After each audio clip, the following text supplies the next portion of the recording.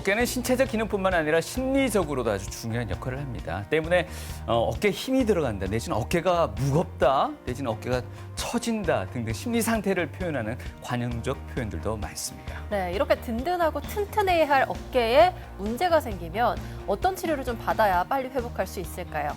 오늘 TV 메디컬 약손에서는요, 스포츠 의학을 통해서 이 어깨 건강 바로 세워보겠습니다. 네, 오늘 도움 말씀 주실 건강주치 소개해드리겠습니다. 정형외과 조광석 원장님 모셨습니다. 안녕하십니까? 안녕하십니까?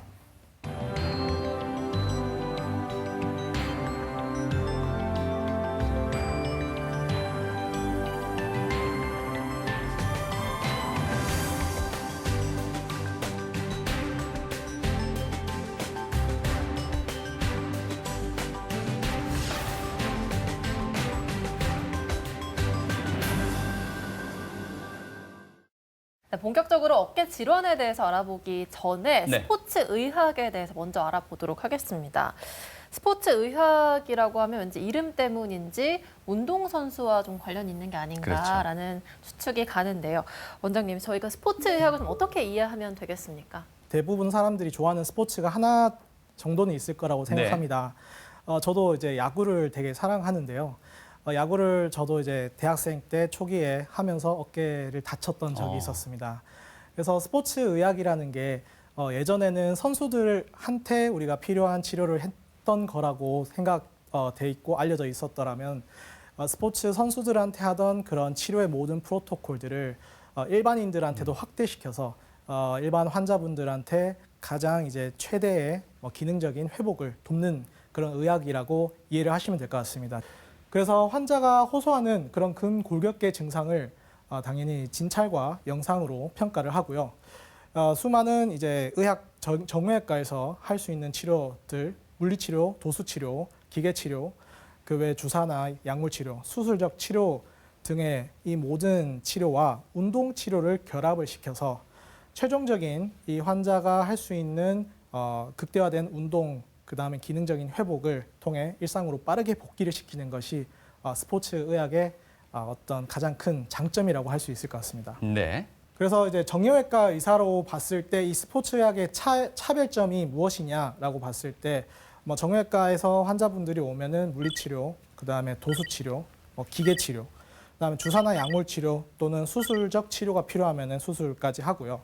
결국 이걸 바탕으로 해서 그 선수 또는 그 환자분들을 운동을 다시 못했던 부상 때문에 내가 관절이 아파서 하지 못했던 운동들을 다시 트랙에 올린다 해서 트랙온이라고 표현을 하고요. 그래서 운동을 초기 단계부터 그 다음에 후기 단계까지 끌어낸다라고 이해를 하시면 될 것 같습니다. 그래서 그걸 바탕으로 이 사람이 회복이 되었다고 판단되었을 경우에 트레이닝을 시작하고요. 그 다음에 그 트레이닝 이후에는 당연히 이제 시합 전 단계까지 이제 몸을 만들고 가능하다고 판단되었을 경우에 수많은 이제 파트에서 이 사람이 이제 시합을 갈 수 있겠다. 이제는 완벽하게 일상에 회복할 수 있겠다라고 했을 경우에 시합까지 갈 수 있게 만들어 준다라고 이해를 하시면 될 것 같습니다. 네, 환자들이 보다 빠르게 스포츠 활동이나 보다 나은 일상으로 복귀를 할 수 있도록 도와주는 게 스포츠 의학이라고 설명을 해주셨는데요. 네. 우리나라에서는 아직 좀 생소한 개념이기는 한데 해외에서는 좀 익숙한 개념이라고 하더라고요.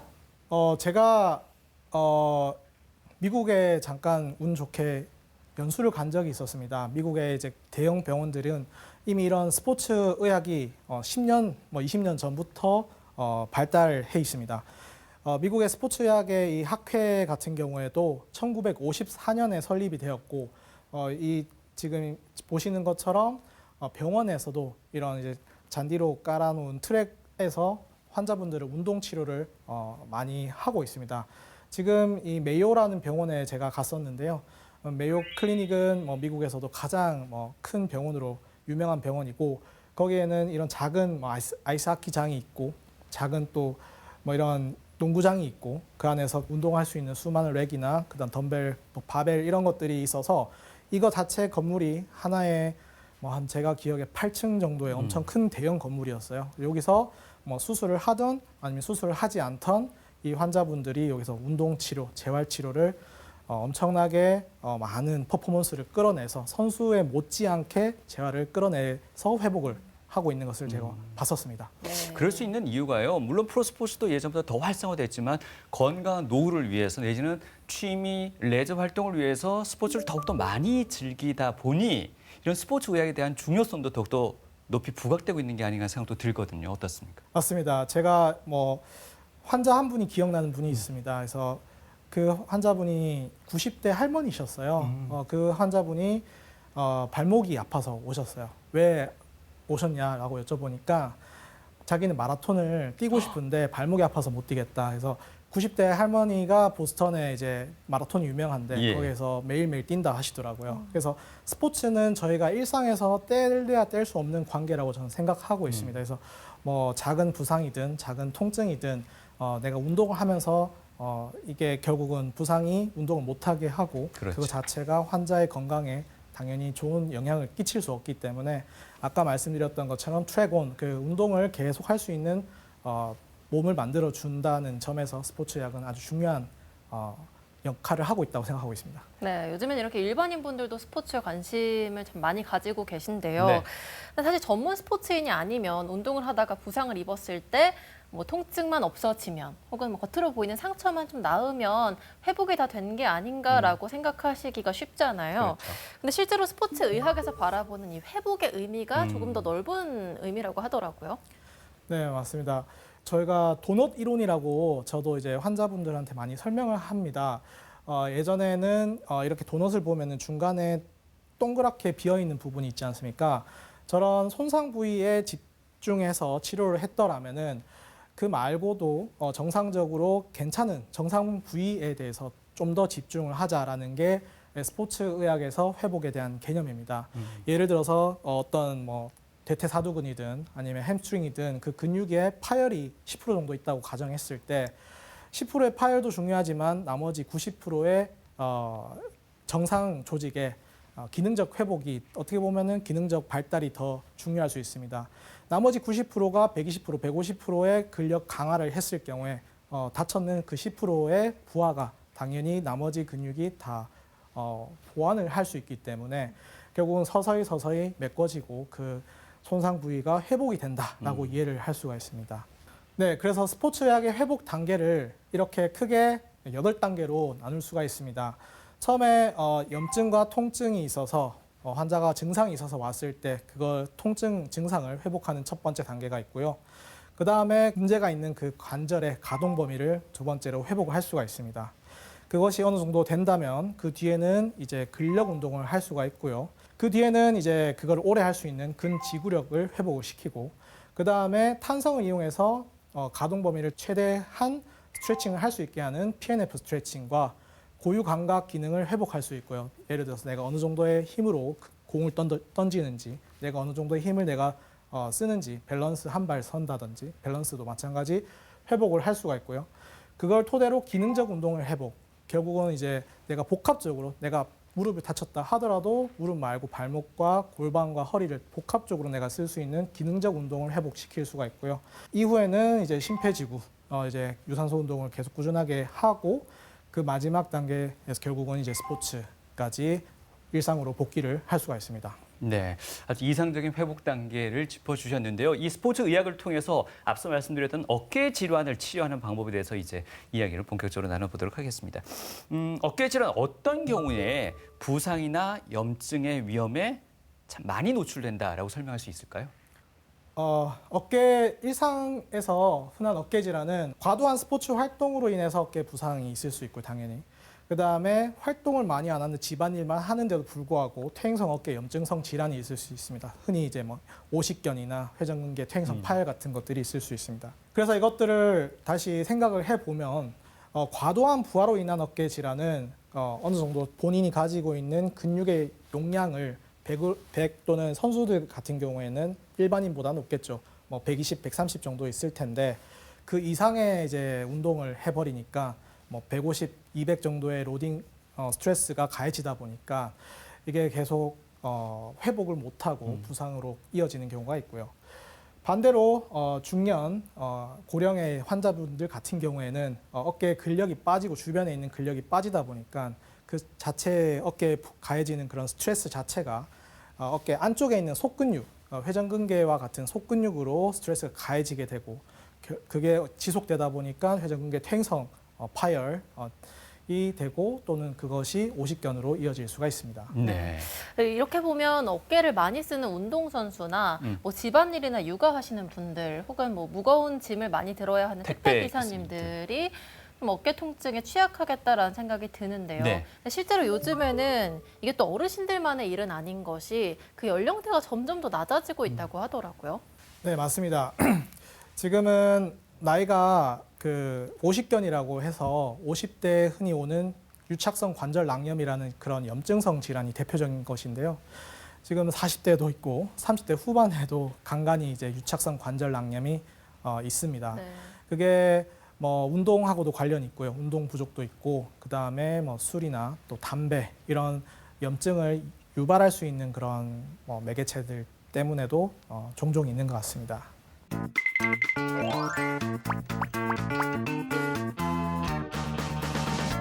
건강한 삶을 위해서 혹은 다양한 취미 생활을 즐기기 위해서 많은 분들이 스포츠를 즐기고 계시는데요. 그 스포츠의 종류에도 그냥 걷기 운동과 그냥 거친 익스트림까지 다양하게 있습니다. 스님, 실제로 스님 찾아오는 환자분들 중에서 너무 과격한 운동을 해가지고 다쳐서 오시는 분들도 계시는가요?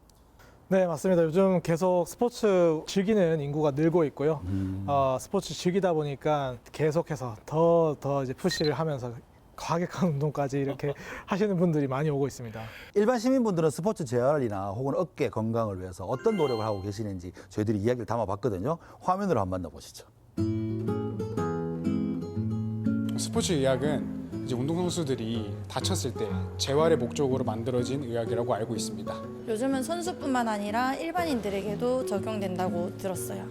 부상의 외상뿐만 아니라 심리학적 부분까지 광범위한 치료 의학 의술로 알고 있습니다. 관절 건강을 위해서 운동할 때 물을 좀 많이 마시는 편이고 그리고 운동하기 전 스트레칭을 좀 많이 해주는 편입니다. 저는 운동 시 보호 장구를 꼭 착용하고 그리고 운동 시 지나치게 관절을 꺾지 않으려고 하는 편입니다. 저 같은 경우는 관절을 무리하게 사용한 날에는 충분히 그 관절이 휴식할 수 있게 좀 도움을 주는 편이고 이제 관절에 좋은 영양제도 좀 많이 챙겨 먹는 편입니다. 선생님, 과도한 스트레칭은 오히려 관절에 안 좋다고 들었는데 사실인가요? 네, 맞습니다. 예를 들어서 뭐 어깨가 됐든 뭐 무릎이 됐든 정상 가동 범위를 넘어서서 너무 과도하게 했을 경우에는 오히려 관절에 붙어 있는 힘줄이나 인대를 다칠 수가 있습니다. 그러면 좀 적당하다는 게 어느 정도일까요, 스트레칭이? 사람마다 이 유연함에 따라서 좀 가동 범위가 다를 수가 있다는 첫 번째 생각을 해야 되고, 그다음에 두 번째는 본인이 느꼈을 때 통증을 견디면서까지 스트레칭을 할 필요는 없습니다.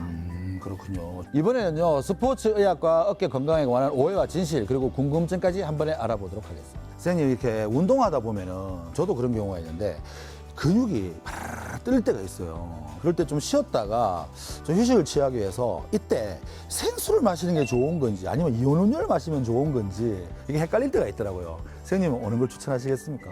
네, 일단은 생수도 좋지만 근육 건강에 또는 이제 특히나 경련이 있을 때 이온 음료가 도움이 된다는 보고가 있습니다. 그래서 이온 음료가 있으면은 당연히 이온 음료를 마시는 게 훨씬 낫습니다. 없다면 그래도 생수라도 좀 먹고 휴식을 취하겠군요. 맞습니다. 탈수를 어떻게든 좀 회복시켜야 되는 건 맞지만 순간적으로 너무 많은 물을 순간적으로 들이게 되면은 그 자체가 저나트륨 혈증으로 빠져서 그거 자체가 또한 문제를 일으킬 수 있습니다.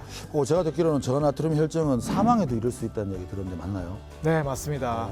그래서 꼭 이제 전문의 판단하 적절한 이제 전해질 또는 이제 삼투압 농도를 유지하면서 필요하면은 이제 수분을 보충하는 것이 가장 이상적입니다. 그런데 이런 생각이 드는데요. 생수도 없고 이온 음료도 없으면은 선생님 좀 뭔가 응급조치하는 방법이 있을까요? 일단은 휴식이 당연히 첫 번째 숙제고요. 그다음에 휴식을 하면서 동시에 무리한 관절 부위에다가 쿨링을 좀 시켜놓는 것이 두 번째 우리가 할 수 있는 응급처치라고 할 수 있을 것 같습니다. 그렇군요. 이번에 궁금한 점은요. 날씨가 점점 쌀쌀해지다 보니까 실내 운동을 조금 찾아가시는 분들이 굉장히 많더라고요. 그중에서 가장 많이 찾는 운동이라 치면 저는 수영을 생각할 수 있거든요. 네. 그런데 수영이 팔을 굉장히 많이 쓰지 않겠습니까? 예, 이게 사실 전신 운동으로 굉장히 좋은데 오히려 이 수영을 너무 과격하게 하면은 어깨에 문제가 생긴다 이런 얘기가 있더라고요. 사실인가요? 맞습니다. 수영을 하면서 다치는 경우가 많아서 이게 이제 닉네임, 별명도 있습니다. 뭔데요? 스위머 숄더라는 게 따로 있습니다. 수영을 하다 보면은 가동 범위를 어떻게 가장 많이 써야 되는 운동 중에 하나다 보니까 이렇게 하는 게 아니기 때문에. 그래서 이게 이렇게 이제 풀로 이렇게 어깨를 네네. 돌리다 보면은 회전근개가 이 뼈 두 개 사이에서 충돌이 일어나고 따를 수 있습니다. 그래서 어깨 힘줄이 파열이 되는 경우가 많습니다. 자유형 또는 저병할 때 특히 가동 범위를 좀 줄여서 부하를 줄이는 게 좋습니다. 어떤 운동이든 좀 과한 거는 문제가 되네요. 맞습니다. 스포츠 의학과 어깨 건강에 대한 궁금증 제가 질문이 있습니다를 통해서 먼저 알아봤습니다. 어깨는 다른 관절에 비해서 운동 범위도 넓고 또 회전 운동도 많다 보니 여러 가지 질환에 노출될 가능성도 클 수밖에 없는데요. 일단은 이 어깨의 해부학적 구조부터 먼저 한번 설명을 들어보도록 하겠습니다. 어깨 회전근개 해부학에 대해서 간단하게 설명드리겠습니다. 어깨 회전근개는 위쪽에는 극상근, 그 다음에 뒤쪽에는 극하근, 그 밑에는 소원근이라고 하는 근육과 힘줄로 구성이 되어 있고요. 그 앞쪽에는 견갑하근이라고 하는 근육과 힘줄이 있어서 어깨를 앞으로 들 수도 있고 그 다음에 옆으로 외전을 시킬 수도 있고 외회전, 내회전의 기능을 할 수가 있습니다. 네. 그 회전근개라는 이 힘줄은 다른 근육과 힘줄과 다르게 24시간 어떻게 보면은 계속 스트레스가 가해지는 힘줄이고요. 두 번째는 어깨 관절은 심장보다 위에 위치하기 때문에 혈액순환 자체가 다른 밑에 있는 무릎이나 골반에 있는 관절보다는 혈액순환이 적기 때문에 한번 손상을 받았을 경우에는 회복이 좀 더딜 수밖에 없습니다.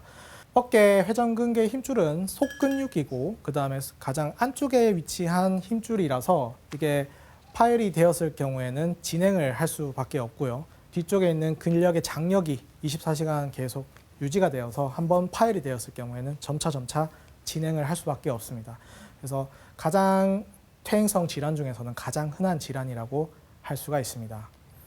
또한 이 회전근개는 주변에 있는 삼각근뿐만 아니라 대흉근과 승모근하고도 긴밀한 관계가 있는데요. 회전근개는 이 삼각근과 상호작용을 하고 어깨 구조를 안정화시켜주는 역할을 하며 특히나 이제 회전, 외회전과 내회전, 그 다음에 외전의 작용을 처음 팔을 들 때, 처음 앞으로 들 때, 처음 완전 서 있는 상태에서 30도에서 60도까지 가량의 힘을 쓸 때 이니셜에 작용을 하는 것으로 중요한 작용을 하는 것으로 잘 알려져 있습니다. 회전근개 파열을 외전 운동을 위해서 삼각근의 보상적 기능이 증가한다는 논문이 있었는데요. 위에 이제 힘줄이 파열되었을 경우에 확인했을 때 삼각근이 보상적인 기능을 하더라라는 것을 확인하였었고 삼각근의 기능이 떨어졌을 때 회전근개의 스트레스, 부하가 더 증가하더라라는 것을 확인했는 올해 2024년 논문이 있었습니다. 따라서 회전근개 파열 예방하기 위해서는 어깨 주변에 있는 근육들 관계를 영향을 주는 대흉근과 삼각근, 승모근의 기능적 강화가 필수적입니다.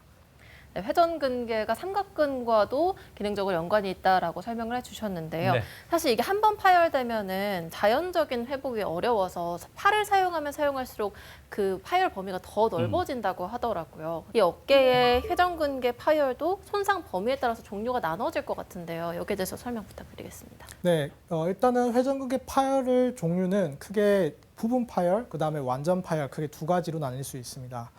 먼저 부분 파열의 경우에는 파열의 범위에 따라서 그 다음에 파열의 부위에 따라서 나눌 수가 있고요. 완전 파열 같은 경우에는 파열의 범위에 따라서 크기에 따라서 다시 또 분류를 할 수가 있습니다. 부분 파열에서 흔하게 발생할 수 있는 부위는 관절면 또는 바깥에 있는 점액남면에서 파열이 발생할 수가 있습니다. 스포츠 손상과 관련된 것은 관절면에서의 파열이 좀 흔하게 있을 수가 있고요.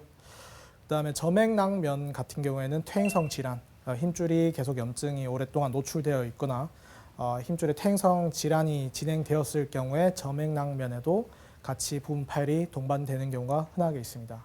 완전 파열의 경우에는 크기에 따라서 그 범위를 나눌 수가 있습니다. 크기가 1cm, 그다음 미만일 때는 소파열, 그게 1cm에서 3cm 이상이면은 중파열, 그다음 3cm 이상이면은 대파열. 이런 식으로 그 위에는 또 광범위 파열로 점차 파열이 생겼을 경우에 뒤에 있는 근육이 장력 때문에 퇴행성 변화가 진행이 되고 파열 범위가 넓어질 수밖에 없습니다. 네, 이런 근육에 손상이 있다는 건 저희가 통증을 통해서 일단은 1차적으로 느낄 수가 있을 텐데요. 방금 설명해 주셨던 부분 파열이든 완전 파열이든 증상이 나타나지 않는 경우, 통증이 나타나지 않는 경우도 있다는데 사실입니까? 저는 그렇게 믿지는 않습니다. 왜냐하면 그렇게 이제 환자분들이 아파서 안 쓰게 되고 안 쓰니까 통증이 없이 그렇게 지낸다라고 하시지만 실제로 그 전에 다치기 전에 아프기 전에만큼 활동을 하시게 되면 결국은 기능적인 문제가 있을 거라고 생각합니다. 그만큼 활동 범위를 줄였기 때문에 통증을 덜 맞습니다. 느낀다는 식으로 이해를 해야 되겠군요. 맞습니다. 예. 그래서 그것이 오히려 파열이 있음에도 불구하고 그거를 차일피일 미루게 되고 그거 자체가 오히려 병을 더 키울 수가 있어서 조금이라도 불편한 게 있으면은 그거는 확인을 전문의와 상담을 통해서 확인을 하는 것이 중요합니다. 네. 방금도 살짝 얘기를 해주셨는데 젊은 분들 같은 경우에는 그냥 안 쓰다 보면 낫고 뭐 좀 있으면 낫겠지 하고 간과하기가 쉽고요. 네. 또 어르신들 같은 경우에는 나이 들면 다 그런다. 의례 그러니. 네, 세월 탓을 하시는 경우도 많은데요.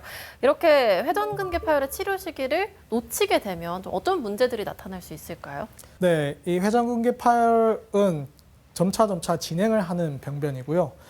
놓쳤을 경우에는 파열이 계속 이제 범위가 커지게 되고 더 커지게 되었을 경우에는 수술해도 똑같은 수술을 하더라도 결과가 당연히 좋지 않을 수밖에 덜 좋을 수밖에 없습니다.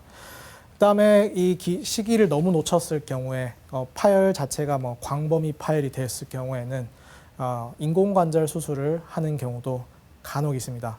그렇기 때문에 어떤 상태인지 어깨를 관리하는 방법들을 예방하는 방법도 중요하고 관리하는 방법들이 정말 중요하다고 생각할 수 있습니다. 네. 이렇듯 회전근개 파열이 의심될 때는 어떤 방법을 통해서 진단이 내려지는지 그 진단법도 이제 이어서 설명 들어보겠습니다.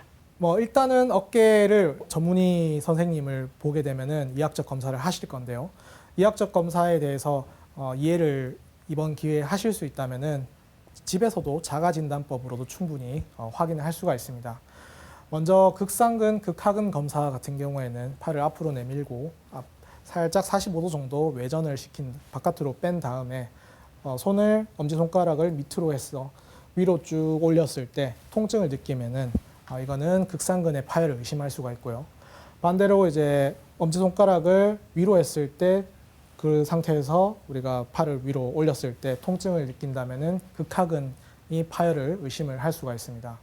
그다음에 회전근개 파열이 있으면은 팔을 들었을 때 외전을 충분히 하고 나서 천천히 내렸을 때 이 90도 이하 범위에서는 이걸 버티는 힘, 장력이 부족하기 때문에 회전근개에서 어느 정도 90도 이하에서 어느 범위에서 팔을 못 버티고 툭 떨어지는 드라밤 테스트라고 해서 팔 떨어뜨리기 검사를 할 수가 있고요. 그 외에도 자기 배로 팔을 당기는 벨리 프레스 검사, 그 다음에 손을 등 뒤로 해서 뒤쪽에 있는 검사자 또는 물건들을 밀었을 때 통증을 느낀다면은 이런 경우에는 견갑하건 힘줄의 파열을 의심할 수가 있습니다.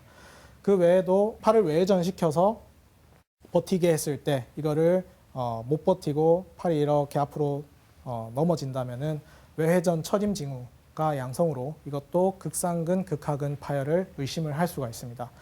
이것뿐만 아니라 지금 현재는 어깨 회전근개 말고도 견갑골의 주위의 안정도 이것이 많이 경직도가 되어 있는지도 같이 평가를 하는데요.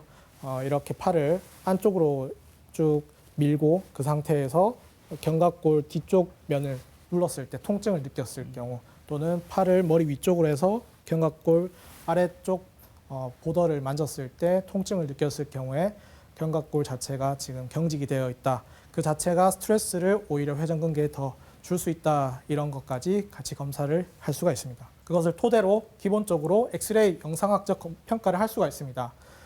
지금 보시는 엑스레이는 정상 엑스레이인데요. 어깨에서는 상완 골두가 있고 저 위에 이렇게 둥글게 보이는 이런 대결절이라고 하는 이 해부학적 부위에 회전근개 힘줄이 붙어 있기 때문에 저렇게 뼈가 다시 한 번 더 이제 곡선의 곡면을 가지는데요. 회전근개 파열이 진행이 되었을 경우에는 대결절에 경화선 변성이 있습니다. 그래서 뼈가 깎여 있고 그 다음에 어깨 뼈가 나중에 회전근개 파열이 진행이 돼서 결국은 위쪽으로 어깨 상완골 골두가 올라가는 견봉 상완골 간격이 좁아지는 경우에는 관절증으로 진행했다라는 것을 엑스레이만으로도 확인할 수가 있습니다. 이렇게 의심이 되었을 경우에는 처음에 초음파 검사를 할 수가 있는데요. 회전근개를 초음파로 봤을 때 이 위에 보시는 것처럼 삼각근 자체가 부피가 충분히 있고 그 밑에 회전근개가 대결절 위에 상완골 골두 위에 붙어 있는 이 극상근 힘줄을 확인할 수가 있습니다. 정상적으로 초음파상에서는 보이지만 파열이 진행된 경우에는 정상 극상근과 파열된 극상근은 좌우 비교했을 때 한 번에 눈에 보이시는 것처럼 극상근의 힘줄에 실질 자체가 소실되어 있고 그다음에 안에 삼출액이 가득 차 있어서 초음파의 소견 자체가 좀 새까맣게 보일 수가 있습니다. 그다음에 이것이 의심이 되었을 때 초음파상에서 회전근개 파열이 의심이 되었을 때 좀 더 정밀하게 MRI 검사까지 진행을 할 수가 있습니다. 오른쪽처럼 회전근개에 완전 파열이 있는지 등을 확인을 할 수가 있고 또한 그 안쪽에 MRI를 통해서 회전근개 안쪽에 있는 근육의 상태 또한 평가를 할 수가 있습니다. 지방 변성이 50%를 기준으로 단계를 총 4단계로 나누는데요. 이렇게 구틀리어라는 선생님이 만들어 놓은 분류 체계에 따라서 1단계, 2단계, 3단계, 4단계로 나눌 수가 있습니다. 3단계는 근육과 지방 변성 자체가 50대 50으로 있는 경우를 3단계로 평가를 하고 그것보다는 적은 경우에 근육이 지방보다 조금 더 많은 경우에는 2단계, 그다음에 그것보다 근육이 지방보다 더 적은 경우에는 4단계 이렇게 근육의 정도를 평가를 해서 근육의 정도가 부족하다고 판단되었을 경우에는 수술 플랜이 바뀔 수가 있습니다. 수술도 인공관절을 할지 아니면은 봉합을 하거나 또는 피부 조직 이식을 할지 이거를 결정하는 데 중요한 평가 지표가 될 수가 있습니다. 이렇게 근육의 정도를 평가해서 수술의 플랜을 정할 수가 있습니다. 어깨 수술은 급성기 완전 파열일 경우에는 빠르게 그 시기를 놓치지 않고 수술하는 것이 중요합니다. 어떤 환자가 넘어져서 어깨가 아파서 오셨는 경우에 팔을 잘 아파서 통증 때문에 잘 못 드는 경우가 간혹 있습니다. 그런 경우에 시기를 놓치게 되면 그 파열 범위가 순간적으로 빠르게 진행하기 때문에 그 시기를 절대로 놓치지 않고 면밀하게 잘 그 수술을 시간을 빠르게 잡는 것이 중요합니다. 또한 부분 파열의 범위가 50% 이상이 있고 확인되었고 그 환자분의 증상이 지속되면서 보존적 치료가 실패했을 때도 마찬가지로 수술을 결정할 수가 있고요. 그다음에 퇴행성 완전 파열, 완전 전층 파열의 경우에서도 보존적 치료가 실패하고 증상이 계속 지속되었을 경우에는 소파열인 경우에도 수술을 진행할 수가 있습니다. 네, 진단이 내려지면 손상 정도에 따라서 치료 방향을 결정을 할 텐데요. 네. 만약에 수술을 하게 되는 경우에는 수술 전에 시행했을 때 그 예후를 높여주는 재활 운동이 또 따로 있다고 하더라고요. 거기에 대해서도 설명 부탁드리겠습니다. 네, 수술을 결정이 됐다 하더라도 이게 응급 수술이 아니기 때문에 충분히 컨디셔닝을 하고 그 환자의 증상을 좀 줄여주는 것이 수술 후에도 예후에도 좋습니다. 그래서 증상을 줄이기 위해서 약물을 쓸 수도 있고 주사 치료를 할 수도 있고 간단한 물리치료, 도수치료를 할 수가 있습니다. 그 외에도 적당한 운동, 견갑골 주변의 운동 또는 극상근 강화 운동을 미리 해놓고 수술을 했을 경우 그 뒤에 재활을 훨씬 더 용이하게 할 수 있다는 논문들이 있습니다. 아마도 수술이 좀 효과적인 방법이긴 하겠지만 수술을 좀 부담스러워하시는 환자분들도 계시잖아요. 그런 경우에는 이런 재활 운동만으로도 어떤 보존적 치료가 가능한 경우도 있을까요? 보존적 치료로 가능한 경우도 있고 그것은 전문의 선생님과의 상담을 통해서 그 환자의 영상학적 평가, 환자의 이제 증상이 진행되는 그런 모든 경과들을 종합적으로 보고 판단했을 때 수술과 비수술의 결정이 필요할 것 같습니다. 네, 말씀하신 보존적 치료를 통해서도 증상이 호전되지 않다면 결국 수술을 택할 수밖에 없는 상황이 될 텐데요. 그 수술적 치료법도 상당히 다양할 것 같습니다. 어떻습니까? 먼저 파열 범위에 따라서 수술 방법에 대해서 간단하게 설명을 드리겠습니다.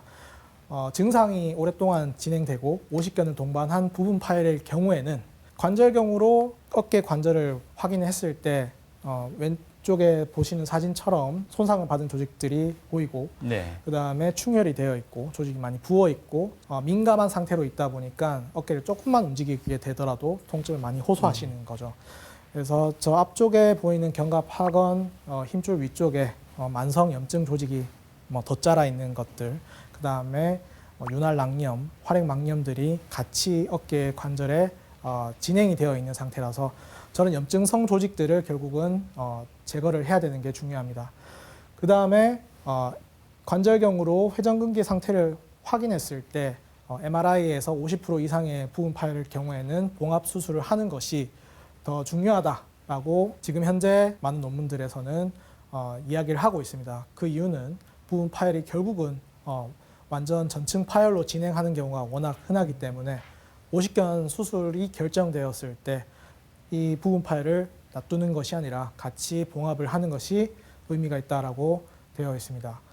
그래서 관절경으로 관절낭 절제술과 봉합술을 동시에 치료하는 것이 임상 결과에 더 좋다는 것을 뒷받침하는 논문입니다. 그리고 소파열, 중파열의 경우에는 이 사진과 같이 회전근개에 이런 앵커, 실이 달려있는 앵커를 이용해서 힘줄을 원래 기존 부착 부위에 붙일 수가 있습니다. 위에 사진에서 보시는 것처럼 파열이 있으면은 그 위에 지붕처럼 덮어놔야 되는 회전근개 밑으로 관절에 있는 상부 관절이 노출이 되어 있고 수술하고 나면은 저 부위가 회전근개 힘줄로 다 이제 봉합을 해서 막혀 있는 것을 확인할 수가 있습니다.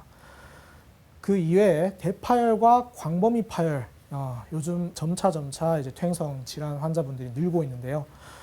이런 경우에는 상부 관절막 재건술을 할 수가 있습니다. 상부 관절막 재건술은 우리 몸에 있는 조직의 일부를 떼거나 아니면은 다른 동종 이식을 해서 그런 다른 조직들을 토대로 결함이 있는 회전근개 부위에 그 조직을 일부를 부착을 해서 원래 기존의 회전근개랑 같이 봉합을 하는 상부 관절막 재건술을 할 수가 있고요. 스킨 패치를 이용해서 저 위에 부족한 부분의 결함 부위를 메꿔주는 수술을 할 수가 있습니다.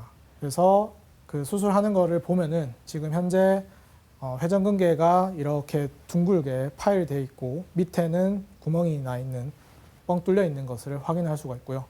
저 부위가 주변 조직들이 이렇게 매끈하지 않고 흐물흐물하게 퇴행성 질환으로, 퇴행성 조직으로 좀 진행이 되어 있고 안에 파열되어 있는 회전근개 조직이 보이고 그 안에다가 실이 달려있는 앵커를 다시 박아서 그 실을 토대로 파열된 부위의 힘줄을 같이 한 땀 한 땀 꼬맬 수가 있습니다.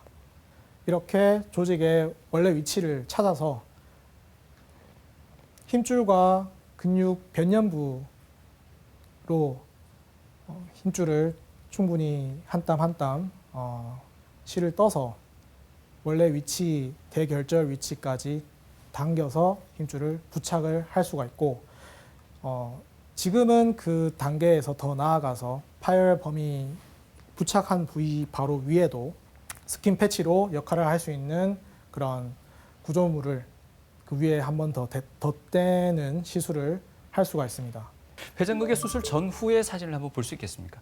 네, 수술 전에는 대결절 위쪽에 저렇게 까맣게 보이는 결함 부위가 노출이 되어 있고 수술 후에는 이렇게 이제 수술하고 나서는 저 힘줄이 다 부착이 되어 있어서 결함 부위가 보이지는 않습니다. 그다음에 지금 여기서 끝나는 것이 아니라 수술 후에 한 개 더 이제 패치를 위에다가 덧대줌으로 인해서 보강을 해줌으로 인해서 회전근개를 더 강화시킬 수 있다라고 이해를 할 수가 있습니다.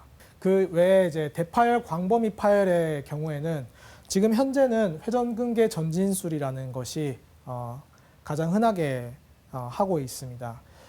이 회전근개 근육이 붙어 있는 부착 부위의 근육들을 어느 정도 방리를 해서 그것들을 최대한 저 결함 부위까지 당겨와서 부착을 하는 회전근개 전진술을 많이 하고 있습니다. 지금 상부 관절의 조직을 이식했던 그 술식이 일본에서 시작이 됐었는데요.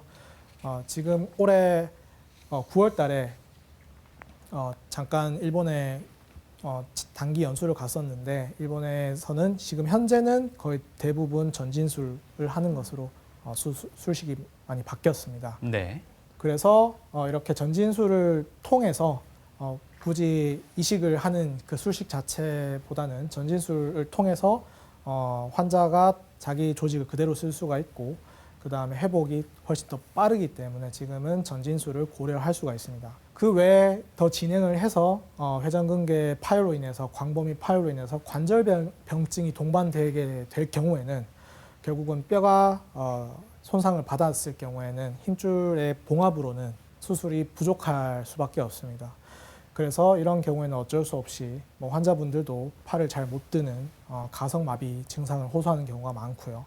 그다음에 앞서 말씀드린 것처럼 근육의 정도를 평가했을 때 그것이 근육의 정도가 지방 변성보다 더 넘어갔을 때 절반 이상을 넘어갔을 경우에는 인공관절 수술을 고려할 수가 있습니다. 인공관절 수술은 역행성 인공관절 치환술을 시행을 할 수가 있고요. 역행성 인공관절 치환술을 토대로 다시 어깨의 회전근개 힘줄은 내가 부족하지만 어깨를 감싸고 있는 삼각근의 근력을 이용해서 다시 어깨를 충분히 잘 쓸 수가 있습니다.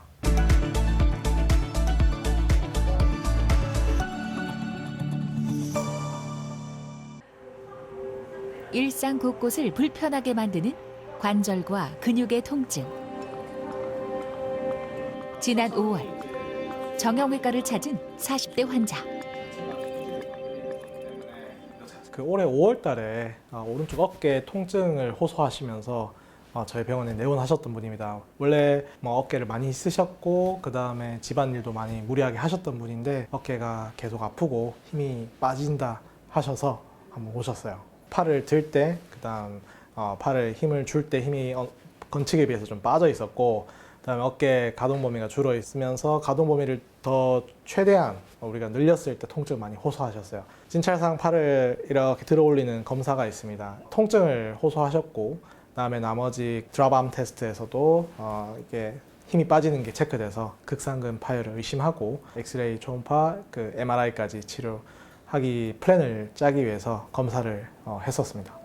네, 이게 수술 당시의 사진이고요. 환자와 같이 회전근개의 극상근 부위가 파열될 경우 팔을 제대로 들기 힘들고 특히 팔을 위쪽에서 옆쪽으로 뻗어 올리는 동작에서 어깨 통증이 더욱 심해질 수 있어 빠른 시일 내에 적절한 치료를 받는 것이 중요하다. 네, 처음에는 증상을 일단은 먼저 완화시키기 위해서 주사 치료, 그 다음에 약물 치료를 먼저 하면서 가동 범위가 제한된 것들은 도수 치료 또는 물리 치료를 통해서 가동 범위를 회복을 도모를 했습니다. 보존적 치료를 충분한 기간 동안 했음에도 불구하고 파열 범위가 있고 그 다음에 통증이 이제 오래 지속되면은 수술을 고려할 수가 있습니다. 그래서 지금은 6주 전에 수술을 시행하셨고 지금은 수술 후 재활 운동을 하고 계십니다. 어깨 통증 및 질환으로 인한 재활 과정은 어떨까? 천천히 아프지 않은 팔로 아픈 팔을 보조하면서 내려오시면 됩니다. 먼저 제한된 어깨 관절의 가동 범위를 늘려주는 재활 치료를 시행하게 되는데 아프지 않은 손으로 팔 한번 들어 올려 볼게요. 일상에서도 쉽게 따라할 수 있는 수건과 지팡이를 활용한 어깨 스트레칭부터 수술 후 약해진 견갑골의 기능을 회복하고 어깨 주변의 근육을 강화하는 운동까지 약간 1초 정도 더 조여주시고 내려오시고 다시 셋. 자, 엉덩이랑 배에 힘 주시고 무리한 동작보다는 가벼운 움직임을 통해 무너진 관절의 기능과 가동 범위를 늘려주는 다양한 재활 치료가 우선 시행된다. 일반인은 일상생활로 돌아가기 위해서 예를 들어서 다리 근육이나 팔 근육을 강화하는 게 있다면 선수들은 밸런스 훈련, 고유 능력 감각 이런 식으로 발전시키기 위해서 시간이 더 걸릴 수도 있습니다. 회전근개 파열에서 재활 운동은 회전근개에 있는 근육 중에 외회전 근육을 담당하는 극하근, 소원근이라는 근육이 있는데요. 팔꿈치를 모은 상태에서 바깥으로 벌려준다거나 외회전 동작을 만들어주는 근육을 중점적으로 사용하게 되겠습니다. 누구에게나 찾아올 수 있는 어깨 통증.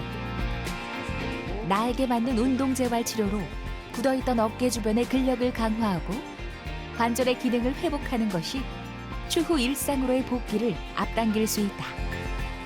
수술 후 재활의 골든타임이 따로 있지는 않습니다. 하지만 어떻게 시술을 하고 수술을 했을 때 당연히 이제 피 조직을 건드려 놨기 때문에 염증 반응이 더 일어날 수 있고, 그래서 수술 후에 우리가 목표해야 되는 것들이 있고 체계적인 그런 이제 재활 프로그램들이 있습니다. 그런 것들을 꾸준하게 교육해서 최종 4에서 6개월 일상생활 또는 이제 선수분들 같은 경우에는 시합이든 경기로 돌아갈 수 있게 플랜을 짤 수가 있습니다. 100세 시대. 정확한 진단과 치료, 빠른 재활 운동이 우리의 건강한 삶을 다시 일으킬 수 있다. 네, 다양한 재활 치료 방법과 환자 사례 영상으로 만나봤습니다. 네. 자, 지금까지는 이제 일반인들도 겪을 수 있는 그런 회전근개 파열에 대해서 알아봤다면요. 지금은 이제 스포츠에서 좀 가장 흔한 어깨 부상 어떤 것들이 있는지 살펴보겠습니다. 일단은 어깨를 가장 많이 쓰는 운동들이 오버헤드 운동들이 대부분입니다. 배구를 한다든지 야구를 한다든지 테니스 또는 창 던지기와 같이 이런 투구 동작들이 많습니다. 그래서 저도 어깨 운동, 그중에서 야구를 사랑하는 사람으로서 어깨를 다친 적이 있는데요. 마찬가지 어깨를 다치는 기전을 한번 보시면은 야구 공을 던질 때는 이런 와인드업 자세를 통해서 전 코킹 자세, 그 다음에 후 코킹 자세에서 어깨가 뒤로 젖혀지면서 관절면에 있는 이두박근 힘줄이 관절 상부 관절 와순의 연골을 스트레스가 순간적으로 가해지고 그 연골에 손상을 받는 슬랩 병변이 가장 흔하게 있을 수 있습니다. 투수가 공을 잡고 던질 때 뒤로 어깨가 공이 이제 뒤로 포스가 가해지면서 나도 모르게 또 그 회전력은 또 앞쪽으로 가고 팔은 뒤로 넘어가면서 이두박근 힘줄이 스트레스가 과하게 걸리면서 파열이 진행되는 것을 슬랩 병변이라고 잘 알려져 있습니다. 이렇게 다치는 기전을 필백 메커니즘이라고 표현을 하는데요. 이두박근 힘줄이 상부 관절 와순 연골 위에 붙어 있다 보니까 이 힘줄이 특이하게 뼈의 절반 붙어 있고 연골의 절반 붙어 있다 보니까 순간적인 힘이 가해지면은 이렇게 비틀리면서 힘줄이 이두박근 장두건 힘줄이 파열이 되는 경우를 슬랩 병변이라고 설명하고 있습니다. 네. 그래서 어깨에 과도한 외전 운동이 있는 특히나 이런 야구 같은 운동들에서는 투수들이 충분한 휴식이 그만큼 필요한데요. 그 휴식 없이 계속해서 부하가 걸리다 보면 회복이 되지 않고 손상이 계속 누적되고 누적됨 이후에는 결국은 파열까지 진행될 수가 있습니다. 네, 적극적으로 야구 동작을 시범까지 보여주시면서 설명을 해주셨는데요. 발생할 수 있다고 하신 그 슬랩 병변은 이제 증상이 나타날 경우에는 어떻게 좀 진단이 이루어질까요? 이 슬랩 병변은 기본적으로 조영제를 이용해서 MRI를 통해서 연골에 파열이 있는 것을 확인할 수가 있습니다. 그게 확인되었을 경우 그 다음에 환자분들이 증상을 계속 불편감을 느끼고 특히나 스포츠 선수들 같은 경우에는 운동을 해야 되기 때문에 그런 경우에는 필요하면 수술적 치료가 필요하고 그렇게 수술적 치료가 필요한 분들은 관절경으로 실제로 또 이 슬랩 병변을 직접 확인할 수가 있습니다. 이렇게 확인이 되었을 경우에는 수술적 치료를 고려할 수가 있는데요.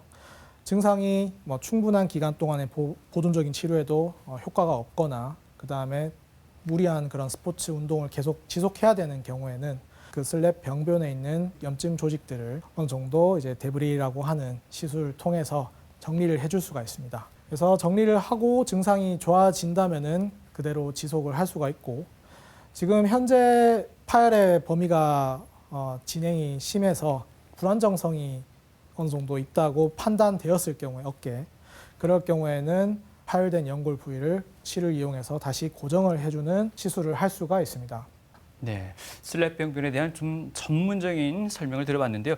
이번 질문은 좀 일상적인 질문이 될 수도 있을 것 같습니다. 사실 무릎이나 허리와는 달리 어깨 같은 경우에는 밤에 그리고 자기 위해서 누운 자세에서 통증이 더 심하게 느껴지는 경우가 많습니다. 이건 어떤 이유에서 그럴까요?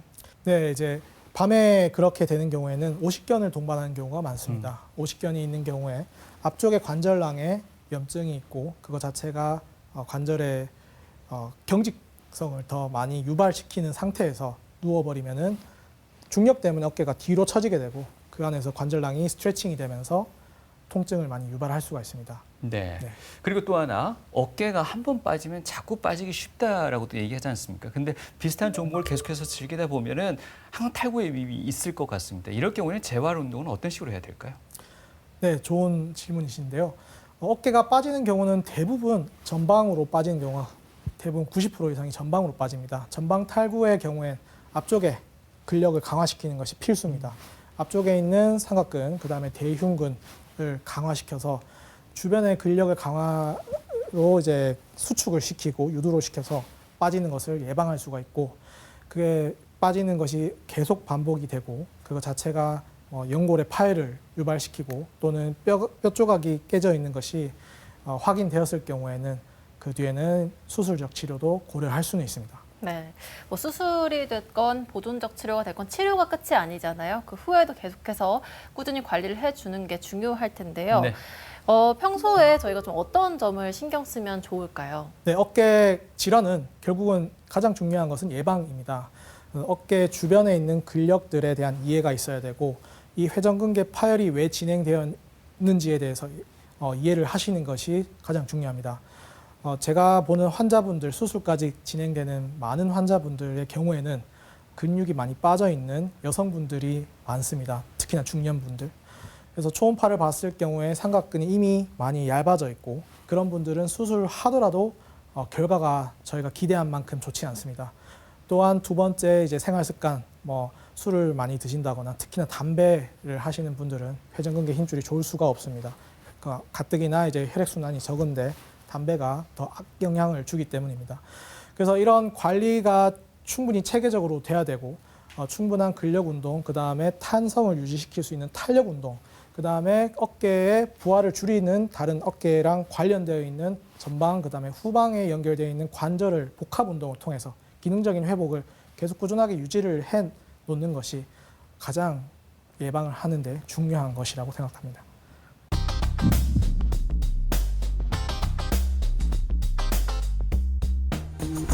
모든 건강은 건강할 때 지켜라 이런 말이 있지만 한번 손상된 관절은 적극적 치료가 필요하다고 합니다. 그래서 이번에는요 스포츠의학과 어깨 건강에 관한 시청자 사연들을 모아봤습니다. 선생님, 70세 노모를 모시고 있는 아드님의 사연입니다. 이 어머니가요 나이가 있으심에도 불구하고 축구도 하시고요 수영도 하시고 트레킹까지 각종 스포츠를 굉장히 섭렵까지 하고 능숙능란하게 하신다고 하네요. 네. 그런데 나이를 잊은 채 여가를 즐기다가 어깨 회전 근개가 심하게 파열되어서요 의사 선생님이 수술을 권유했다고 하네요. 주변에서는 고령 환자는 어깨 수술하면 안 된다, 그냥 시술 간단한 치료만 해야 되지 나이 드신 분들이 어깨 수술을 하지 마라 이런 이야기 너무 많이 들었다고 하는데 실제로 안 하는 게 나을까요? 아닙니다. 고령 환자분들이더라도 활동량이 충분히 높고 나이가 젊은 층과 큰 활동량의 차이가 없는 분들이라면 다른 기저질환이나 다른 문제가 없다면 어깨 수술을 적극적으로 하는 것이 더 뒤에 또 자기가 더 많은 스포츠 활동을 하기 위해서 활동량을 유지하기 위해서는 중요하다고 생각됩니다. 이번 사연은요 골프를 좋아하는 40대 남성분의 사연입니다. 선생님 골프 치십니까? 네, 초보입니다. 최근에 이분이 일이 바빠서 골프를 자주 못 쳤다고 해요. 요즘 현대인들 다 그렇겠지만 제가 오랜만에 골프 치러 나갔다 옵니다. 얼마나 기분이 좋겠습니까? 그런데 전에 없던 어깨 통증을 자꾸 느끼게 되는 거예요. 골프 칠 때 자세가 잘못돼서 그런 건가 아니면 골프 자체가 이 어깨 통증을 계속 유발하는 운동인가 굉장히 궁금해하고 있습니다. 선생님 의견이 궁금하네요.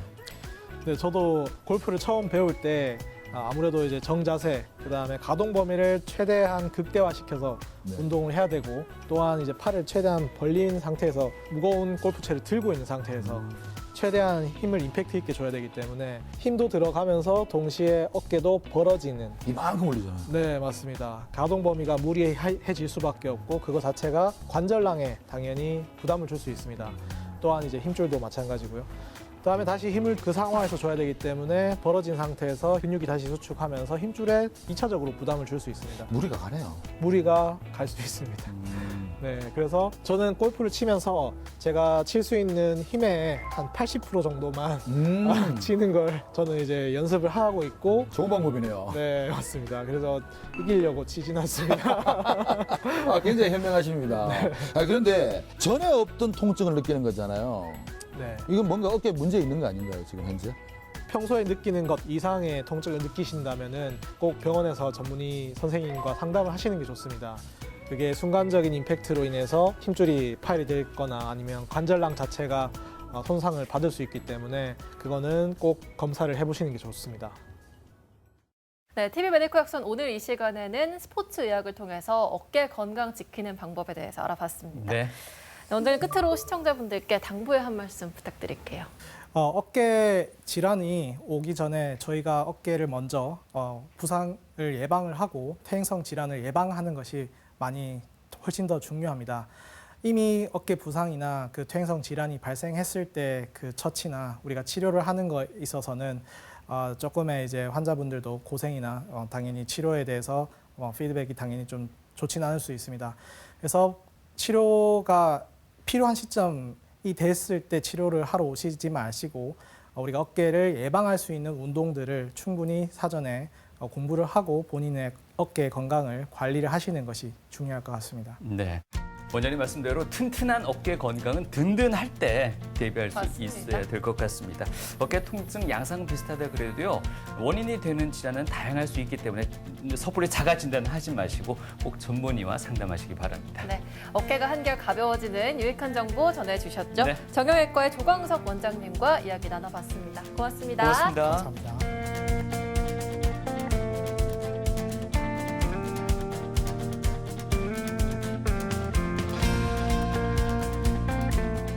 저는 정신과를 한번 생각을 해봤던 적도 있습니다. 왜냐하면은 어찌됐건 간에 회복이든 어떤 치료에 있어서 가장 중요한 것은 첫 시작은 멘탈이기 때문에 환자분들의 그런 부정적인 감정들을 어떻게든 회복을 먼저 시키는 것이 저희가 또 해야 될 숙제라고 생각합니다. 그걸 토대로 더 나은 치료, 더 나은 방법, 수술이 됐든 비수술이 됐든 수많은 이제 저희가 할 수 있는 모든 노력을 통해서 이 환자분을 회복을 시키는 데 있어서 중요하기 때문에 저는 또한 관심 있는 과는 이제 정신과가 되겠습니다. 근골격계에서 가장 중요하다고 생각하는 것은 근육이 아닌가라는 생각을 합니다. 그래서 아파서 퇴행성 질환 환자분들 오시면은 대부분 근육이 다 빠져 있어요. 그래서 이분들을 어떻게 최대한 우리가 능률적으로 효율적으로 근육을 회복을 빠르게 시킬 수 있는 방법이 있는지 그런 연구를 할 수 있으면 좋을 것 같고 주사를 통해서 근력을 회복시킬 수 있다고도 하지만 그것보다 더 안전하고 가장 이상적인 방법을 우리가 추구할 수 있다면은 근육을 회복을 토대로 근골격계 또는 뼈나 인대까지의 그런 부하를 줄일 수 있다면은 너무 뿌듯할 것 같다는 생각을 합니다.